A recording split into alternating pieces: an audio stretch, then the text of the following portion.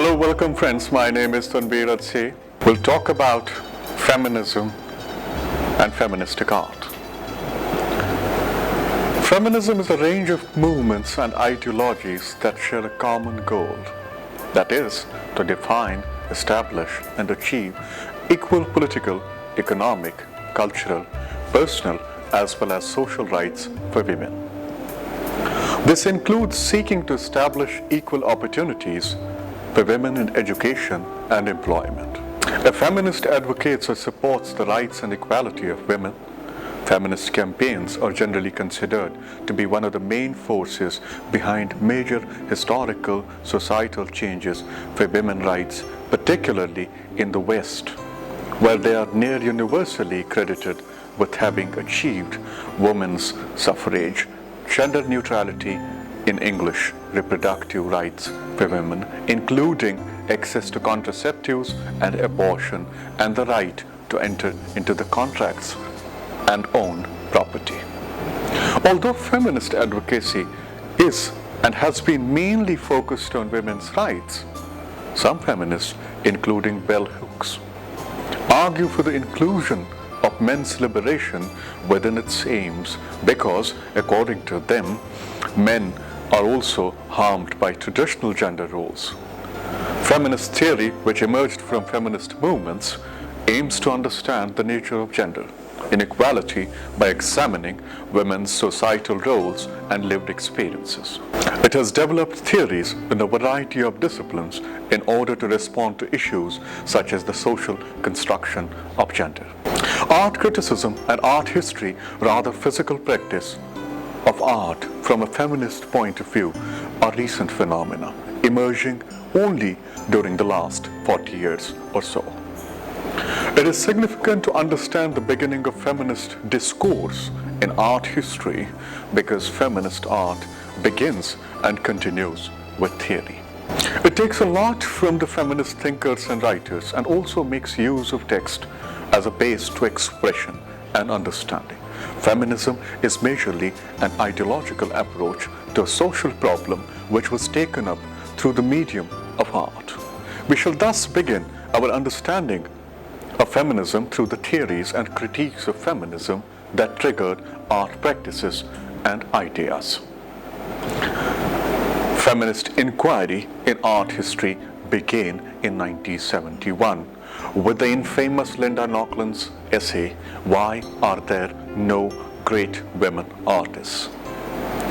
In answer to this question, she stressed that, and I quote, "Art is not a free, autonomous activity of super-endowed individual, influenced by previous artists and more vaguely and superficially by social forces, but rather occurs in social situation, is an integral element of social structure, and is mediated and determined by specific and definable social institutions, be they art academies, systems of patronage, mythologies of divine creator and artist as he-man or social outcast." Unquote. The potentially radical implication of Nochlund's initial analysis could not be fully explored until neglected women artists were identified. That was the main objective of a series of biographical and expository studies by Eleanor Tufts, Hugo Munsterberg, and Karen Peterson and J.J. Wilson. Nochlund and Sutherland Harris published Women Artists 1550 to 1950. The catalogue of momentous exhibition they had organized, which opened in Los Angeles and traveled to Austin, Petersburg, and Brooklyn, brought to the public attention the achievements of women artists in the history of art. In the preface of their catalogue, Harris and Nochlund stated, and I quote, "Neither of us believes that this catalogue is the last word on the subject. On the contrary, we both look forward to reading the many articles, monographs, and critical responses that we hope this exhibition will generate." Unquote. Their wish was not entirely fulfilled for monographs on women artists are still very few, and most of them are devoted to artists of the late 19th and early 20th centuries. Many of those books share to a certain extent the unspoken but still apparent objectives to prove that women have been as accomplished, even if not as great, as men, and try to place women artists within the traditional art historical framework. The debate over greatness exemplifies the nature of the issues raised among the first generation of feminist writers. By emphasizing the primary role of institutional factors in determining artistic achievement, Nauckland challenged the myth of the great artist as one who is endowed with that mysterious and ineffable quality called genius. 10 years after Nauckland's first article, two British art historians, Rosika Parkar and Griselda Pollock, and Old Mistresses, Women Art and Ideology, took fundamentally new directions from earlier surveys by rejecting evaluative criticism altogether. They turned to an analysis of women's historical as well as ideological positions in relation to art, its production and artistic ideology as means to question the assumptions that underlie the traditional historical frameworks. In doing so, they touched upon another of Nauckland's major points. That is, to what extent our very consciousness of how things are in the world has been conditioned, too often falsified, by the way most important questions are posed. Parker and Pollock posed new questions further to Nauckland's dialogue, like, why has it been necessary to negate so large a part of the history of art, to dismiss so many artists, to denigrate so many works of art simply because the artists were women? What does this reveal about the structures and ideologies of art history? How it defined what is and what is not art? To whom it accords the status of artist and what that status means? Using various new approaches, such as the construction of gender and psychoanalytic theory, Pollock and Parker deconstructed the image of women artists and the nature of male fascination with the female body. Let's now turn to a few important concepts that feminist artists work on. Important of these are male gaze, fetish, and social order. Now, let's explain what these concepts mean, and when artists deal with them, how do they execute these ideas through their art? The first is the male gaze. It's a concept coined by feminist film critic Laura Mulvey. It refers to the way visual artists are structured around a masculine viewer, that is, the male. Since the beginning of feminist art, theorists and artists have tried to argue about how the female are looked upon and represented in the works of art since antiquity through male gaze, and not as simply as individuals. The females are looked upon as objects of decoration, of something to be viewed, and not as living species. The women artists thus have tried to break away from the male gaze in their works by representing women as simple human beings doing common activities rather than celebrated beauties in posed compositions. Now, coming to fetish, sexual fetishism or erotic fetishism. Sexual fetish or erotic fetishism is a sexual focus on a non-living object or non-genital body part. The object of interest is called the fetish. The person who has a fetish for that object is a fetishist. A sexual fetish may be regarded as a non-object pathological aid to sexual excitement, or as a mental disorder if it causes significant psychosocial distress for the person or has detrimental effects on important areas of their life. Feminists discuss about man's fetish toward the female body, and again the objectification rather than emotional attachment to her as a person. Now the third concept is the social order. The concept came from the psychoanalyst Jacques Lacan's concept that woman does not exist, which means that females do not have their existence directly in the social order but exist according to the social norms of what a woman should be. Lacan put up an important idea that we know about the world because of language. We learn the language, rules and morals through written or spoken word, and thus have a very superficial idea of society. Many women artists thus began making use of language itself to deconstruct or subvert the meaning of prescribed concepts and create a space for females as individuals. Coming to the feminist art in the light of above concepts, feminism thus can be said to be based majorly on theory and writing, art being derivative. The works of art thus produced are not formalistic or conceptually driven, but rather issue-based. The feminist movement in the art began in the late 1960s under the impetus of the more general feminist movement and political activism of the mid-1960s.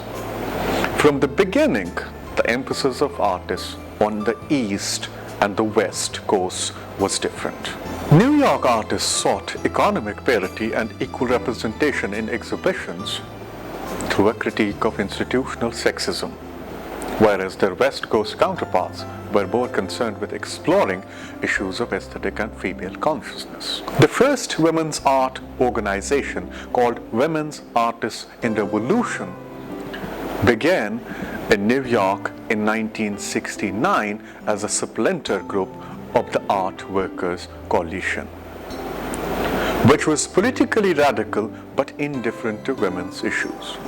The following year, the ad hoc committee of women artists was organized by Lucy Lippard, the art historian critic, to protest the almost exclusion of women artists from galleries and museum exhibitions. The protest against the number of artists in the Whitney Museum of American Art's annual raised the Whitney's consciousness so that instead of the usual 5 to 10% representation in 1970, it showed 22% women artists. This figure remains almost same even today despite continuous feminist activity. Women in the Arts, another group, was founded in 1971, and 2 years later it organized a major show of 109 contemporary women artists titled as Women Choose Women at New York Cultural Center. It was the first of many such shows that culminated in the exhibition Women Artists 1550 to 1950, organized by Harris and Knocklin. Meanwhile, other organizations were created to meet the needs of the proliferation of art by women and the interest in women's art. In New York, the Women's Inter-Art Center opened, including the AIR Gallery in 1972 and Soho 20M in 1973, both of which are still active. In Chicago, Artemisia and Arc galleries were opened in 1973. Faith Ringgold and her daughter Michelle Wallace organized women students and artists for Black art liberation to protest the exclusion of women artists from exhibition of black artists in 1971. Black women artists formed their own organization titled as Where We At. On the West Coast, Judy Chicago organized the feminist art program in 1970 at Fresno State College.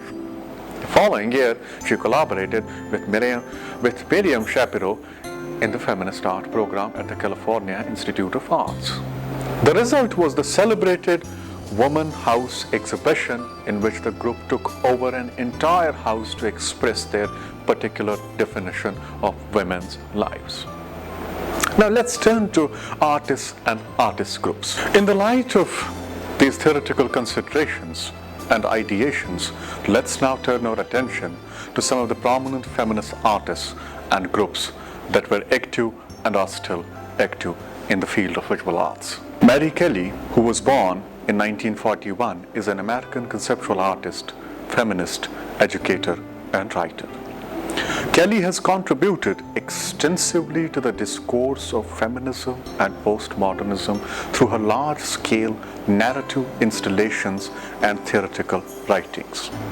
Kelly's work mediates between conceptual art and the more intimate interests of artists of the 1980s. Her work has been exhibited internationally, and she is considered among the most influential contemporary artists working today.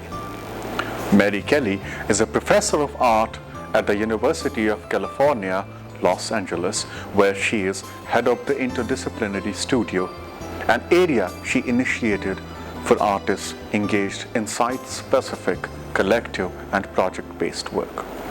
Kelly is known for her project-based work in the form of large-scale narrative installations. Postpartum Document 1973 to 1979 is a process-based work which uses objects of both personal and theoretical significance to document the mother-child relationship.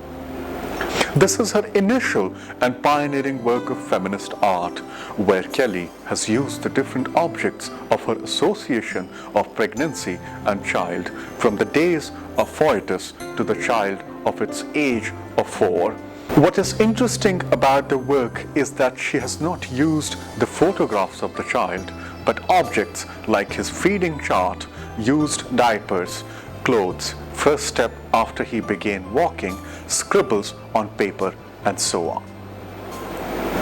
In her monumental work, Interim, executed between 1984 to 89, Kelly deals with collective memories of women. Its object is to specify the discourse that defines and regulates feminine identities. In the Ballad of Castrillo Res Hippie 2001, panels of lint formed in a domestic dryer are joined together to form undulating waves that tell the story of a child abandoned during the war in Kosovo. Anna Mendieta, who was born on 18th November 1948 and died on September 8, 1985, was a Cuban-American performance artist, sculptor, painter, and video artist who is best known for her earth body artwork. Born in Havana, Mendieta arrived in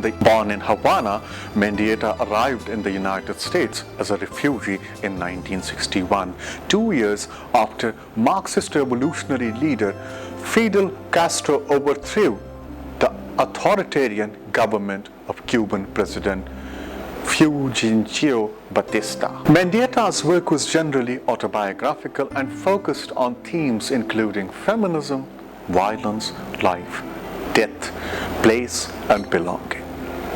Her works are generally associated with the 4 basic elements of nature. Mendieta often focused on a spiritual and physical connection with the earth. During her lifetime, Mendieta produced over 200 works of art using earth as a sculptural medium. The Silhouetta series in 1973 to 1980 involved Mendieta creating female silhouettes in nature, in mud, sand, and grass. With natural materials ranging from leaves and twigs to blood, and making body prints or painting her outline or silhouette on a wall. In a 1981 artist statement, Mendieta says, and I quote, "I have been carrying out a dialogue between the landscape and the female body based on my own silhouette. I believe this has been a direct result of my having been torn from my motherland, Cuba, during my adolescence. I am overwhelmed by the feeling of having been cast From the womb, nature, my art is the way I re-establish the bonds that unite me to the universe. It is a return to the material source." Unquote. In 1978, Mendieta joined the Artists in Residence Inc. AIR Gallery in New York, which was the first gallery for women to be established in the United States. The venture allowed for the opportunity of Mendieta to network with other women artists at the forefront of the era's feminist movement. During this time, Mendieta was also actively involved in the administration and maintenance of AIR. In an unpublished statement, Mendieta noted that, and I quote, "It is crucial for me to be a part of all my artworks. As a result of my participation, my vision becomes a reality and part of my experience." Unquote. It was during her time at the gallery that she met her future husband, Carl Andre, the minimalist. Her resignation in 1982 is attributed to a dialogue instigated by Andre over a collaborative art piece the couple had submitted. Now, Silhouetta series. In this series, Mendieta has tried to express her trauma of death of her classmate who was raped and body disposed of in the jungle. She posed herself in different paths and situations of the unknown territories to feel and experience the pain the body of the girl might have gone through. Another artist, Judy Chicago, born as Judith Sylvia Cohen on July 20, 1939 in Chicago, is an American feminist artist, art educator, and writer known for her large collaborative installation pieces which examine the role of women in history and culture. Born at Chicago as Judith Cohen, she changed her name after the death of her father and her first husband, choosing to disconnect from the idea of male-dominated naming conventions. By the 1970s, Chicago had coined the term feminist art and had founded the first feminist art program in the United States. Chicago's work incorporates stereotypical women artistic skills such as needlework, counterbalanced with stereotypical male skills such as welding and pyrotechnics. Chicago's masterpiece is The Dinner Party, which is in the collection of the Brooklyn Museum. Womb House was a project that involved Judy Chicago and Miriam Shapiro. It began in the fall of 1971. They wanted to start the year with a large-scale collaborative project that involved women artists who spent much of their time talking about their problems as women.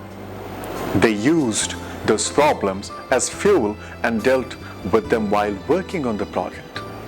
Judy thought that female students often approach art making with an unwillingness to push their limits due to their lack of familiarity with tools and processes and an inability to see themselves as working people. She says, and I quote, "The aim of the feminist art program is to help restructure their personalities to be more consistent with their desires to be artists and to help them build their art making out of their experience as women." In 1975, Chicago's first book, Through the Flower, was published. It chronicled her struggles to find her own identity as a woman artist. Now, turning to one of the monumental works of 20th century feminist art is her The Dinner Party. Chicago decided to take learners' lesson to heart and took action to teach women about their history. This action would become Chicago's masterpiece, now in the collection of Brooklyn Museum. First, Chicago conceived the project in her Santa Monica studio, a large triangle which measures 40 8 feet by 43 feet by 60 feet, consisting of 39 place settings. Each setting commemorates a historical or mythical female figure, such as artists, goddesses, activists, and martyrs. The project came into fruition with the assistance of over 400 people, mainly women, who volunteered to assist in needlework, creating sculptures and other aspects of the process. Another pioneering feminist artist of the 20th century is American pop artist Barbara Kruger, who was born in New York in 1945 and left there in 1964 to attend Syracuse University. Early on, she developed an interest in graphic design, poetry, writing, and attended poetry readings. Kruger's earliest works date to 1969. Large woven wall hangings of yarn, beds, sequins, feathers, and ribbons. Recuperation. They exemplify the feminist recuperation of craft during this period. Despite her inclusion in the Whitney Biennial in 1973 and solo exhibitions at Artist Space and Fishbash Gallery, both in New York, the following 2 years she was dissatisfied with her output and its detachment from her growing social and political concerns. In the fall of 1976, Kruger abandoned art making and moved to Berkeley, California, where she taught at the University of California for 4 years and steeped herself in the writings of Walter Benjamin and Roland Barthes. She took up photography in 1977, producing a series of black and white details of architectural exteriors paired with her own textual ruminations on the lives of those lived inside. 1979 foreshadows the published as an artist's book. In 1979, it foreshadows the aesthetic vocabulary Kruger developed in her mature work. Kruger stopped taking photographs and began to employ found images in her art, mostly from mid-century American print media sources with words collaged directly over them. Her untitled piece in 1980, commonly known as Perfect, portrays the torso of a woman, hands clasped in prayer, evoking the Virgin Mary, the embodiment of submissive femininity. The word perfect is emblazoned along the lower edge of the image. These early collages, in which Kruger deployed techniques she had perfected as a graphic designer, inaugurated the artist's ongoing political, social, and especially feminist provocations and commentaries on religion, sex, racial and gender stereotypes, consumerism, corporate greed, and power. Kruger's works are feminist, especially in her initial stages of career, where she uses language to itself to distort the ideas created by words. Now let's turn our attention to Guerrilla Girls. They are an anonymous group of feminist female artists devoted to fighting sexism and racism within the art world. The group formed in New York in 1985 with the mission of bringing gender and racial inequality within the fine arts into focus within the greater community. Members are known for the gorilla masks they wear to remain anonymous. They wear the masks to conceal their identity because they believed that their identity is not what matters, as GGI explains in an interview. And I quote, "Mainly we wanted the focus to be on the issues, not on our personalities or our own work. Also, their identity is hidden to protect themselves from the backlash of prominent individuals within the art community." Guerrilla Girls were formed by 7 women artists in the spring of 1985 in response to the Museum of Modern Art's exhibition titled, which opened in 1984.